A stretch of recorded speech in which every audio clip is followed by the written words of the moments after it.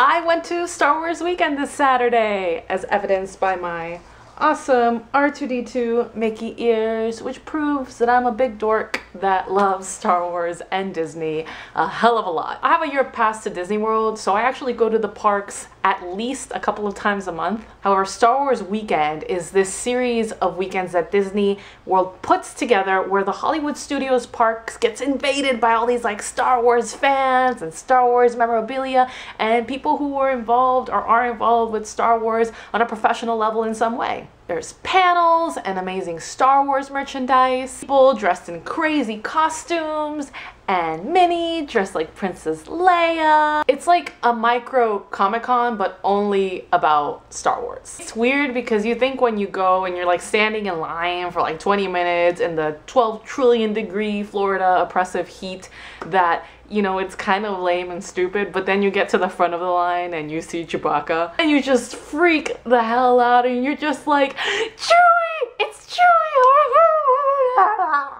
I also went to a panel about the Clone Wars, which is this animated like Star Wars TV show that my little brother is really into. And the three main voice actors of the show were there, and they had this really cool panel where they showed you like behind the scenes and what it is to be a voice actor and how it's all pieced together, and it was actually incredibly fascinating. But even more than all of that, as somebody who's a part of a lot of fandoms on the internet, it's so incredible to be physically around the people who share your unbridled enthusiasm for a particular thing. The best part of the day was going on the Star Tours ride, and this is a permanent ride at Disney World that's like Star Wars based, and it was completely packed to the brim with just like diehard Star Wars fans who were like shrieking and hooting and like going along with every single joke within the ride, and it made it all that much more enjoyable, even though I've ridden that ride like at least 30 times in my life. Also seeing little kids with their parents, and then seeing young parents not much older than me, with their little kids. And the thing is, like, if you're of this generation, like of my generation, you were born in like, you know,